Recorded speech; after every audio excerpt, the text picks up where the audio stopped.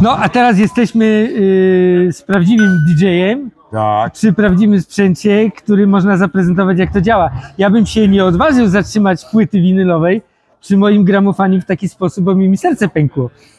Jak ty z tym żyjesz, z tą myślą? Że on cierpi teraz. Teraz tą myślą już żyję bardzo dobrze, ale pamiętam 88, 9 rok, kiedy tylko czekałem, aż tata wyjedzie na wycieczkę i wtedy dochodziłem do wieży Magnuma japońskiej kupionej w Peweksie. Od góry był taki gramofon jeszcze na sprężynach z latających tym i tam już próbowałem coś robić. To, co można było zobaczyć na klipach czy na programach MTV Raps, które wtedy były w latach 80. i początku 90., no to można było coś podłapać. Dopiero jak udało mi się w 99 czy 2000 roku miałem swój pierwszy gramofon już DJ-ski, bo wcześniej miksowałem na gramofonach, które nie były DJ-skie, ale najlepszym takim gramofonem, który udawał DJ-ski, to był Uniwersum, pamiętam. Nie pamiętam z modelu i on miał porównywalny naciąg jak w Techniksie Ever i na tym gramofonie się uczyłem miksować. Ale powiedziałeś taką ciekawą rzecz dzisiaj, że kasety magnetofonowe, od tego się zaczynało. Tak. Że kasety magnetofonowe były bardzo ważne w sumie. Tak, kasety były najważniejsze, bo przy DJingu sprawiały one nam radość, bo żeśmy mogli swoje sety nagrywać i później po prostu sprawdzać te sety i cały czas się uczyć. Oprócz tego nie zawsze siedziało się w domu, więc przy rapowaniu to nagrywałem sobie bity na taśmę i wtedy chodziłem i ćwiczyłem. Sety, które żeśmy nagrywali, to też żeśmy wrzucali w Walkmana i później żeśmy przenosili. Poza tym taśma była komunikatorem w Polsce, tak samo jak za granicą wśród raperów. Jeżeli miało się pomysł, momentalnie, nie było kiedyś rejestratorów, komputerów, miałeś pomysł, momentalnie bez zastanawiania się, konsola jest podłączona, magnetofon wrzucony, nagrywanie, od razu jedziesz z pomysłem. I później zrobiłeś ten pomysł, słuchasz go 2 dni, jarasz się i na trzeci dzień jedziesz po kumplach, z którymi tam tworzysz takie rzeczy i im to puszczasz i oni padają. Ja pierdzielę, ty zrobiłeś coś takiego. I teraz kolejny twój kolega, robisz na przykład na tej kasecie, nagrałeś 1, 2, 3. No i kolega już jest zajarany, usłyszał 1, 2, 3, on jest taki jak ty, robi 4, 5, 6, nie? No i to tak na takiej zasadzie działało. I tak się właśnie tworzyło tą całą kulturę DJ-ską, hip-hopową. Każdy uczył się od każdego. Żeśmy ściągali, uczyli się i I ja w pewnym momencie, jak już... Ja się nigdy nie bałem zatrzymać płyty. Jak pokochałem, najpierw pokochałem funk, Barry White'a i funkową muzykę. To mi zaszczepił moi rodzice. Później mój kuzyn założył zespół Sweet Noise, to już były takie klimaty rockowe, ale one razem rockowe i punkowe mocno się mieszały. I mój wuja świętej pamięci pracował w telewizji, no i w latach 80. kupowało się VHS-y. Po 10 zł. No i ja dostałem 2 kasety z teledyskami i w 87 albo 8 roku zobaczyłem kawałek Run DMC razem z Aerosmith.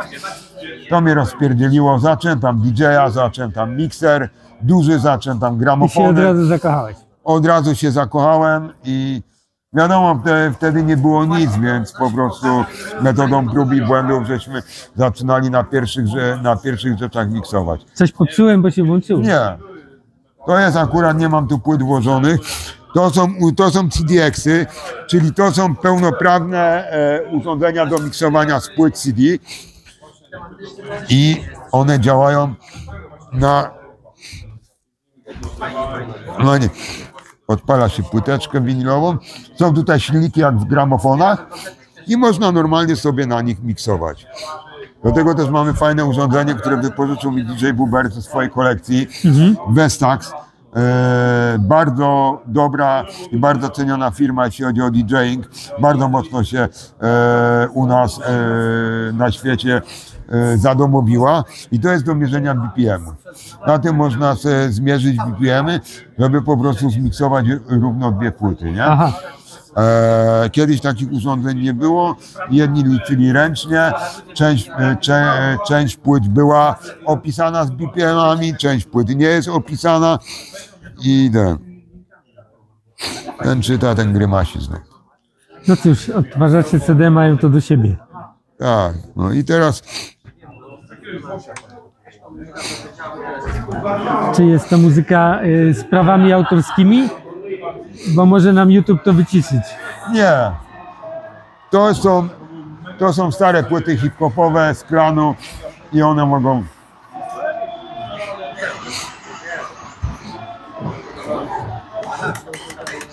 Tu jest crossfader. I można normalnie sobie na nich miksować. Też jest fajna sprawa.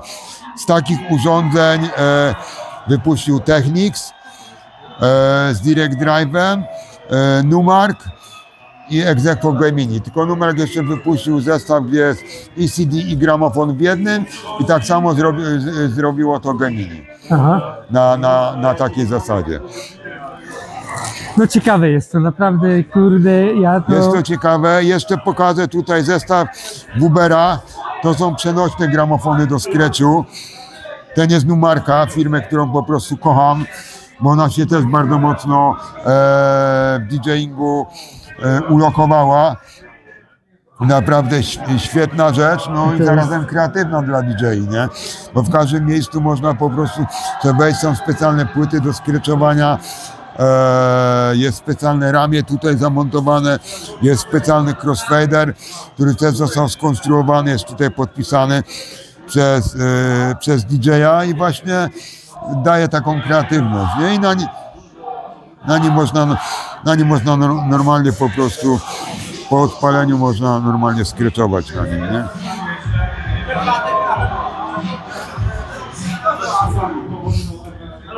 Jest? Zgrane pewnie.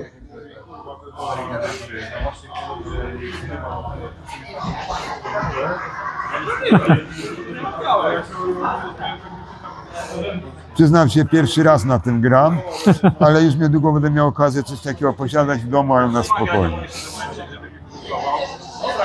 Takie trochę bez urazy, ale nasze polskie Bambino tak mi trochę przypomina. Nasze polskie Bambino, później były... Ja zresztą od takiego gramofonu zaczynałem robić skrecze, bo najpierw miałem tego czarnego, gdzie po boku był korektor i coś udające mikser, bo to w ogóle nie było miksera, ale człowiek czymś się ratował i tam próbowałem cokolwiek robić. On jest, no ale przypomina Bambino, przypomina mały, przenośny po prostu gramofon. No pięknie, ja wam życzę dzisiaj bardzo udanej imprezy. Oczywiście i jak najwięcej zwiedzających, abyście wszyscy mogli obejrzeć to, bo to jest naprawdę rzadkość, żeby tyle pięknego DJ-owskiego sprzętu zobaczyć na żywo. Więc zapraszamy wszystkich tutaj, czyli Poznań. Tak, serdecznie. Dom Kultury Jędruś. Tak, Dom Kultury Jędruś, zapraszamy. Tak, sobota, niedziela, impreza. Także ja jeszcze raz dziękuję za oglądanie kanału i do zobaczenia w kolejnych odcinkach. Do zobaczenia, a my już niedługo zobaczymy się u mnie razem w Salkach Kreatywnych po remoncie i pokażemy jeszcze więcej zabawek i to mega zajebistych zabawek, ale to niespodzianka i na to czekajcie. Tak jest, także subskrybujcie kanał, abyście się dowiedzieli. I szanujcie tych ludzi, będzie. którzy zbierają tylko i wyłącznie audio. Znaczki też mogą zbierać. Tak, ale radia ci nie przywiozłem. To nic, następnym razem. Czeka na ciebie. Tak? Tak, czeka. To bardzo fajnie, zobaczymy za chwilkę. Dziękujemy i do zobaczenia. Do zobaczenia. A teraz zapraszamy na Scratch sesję.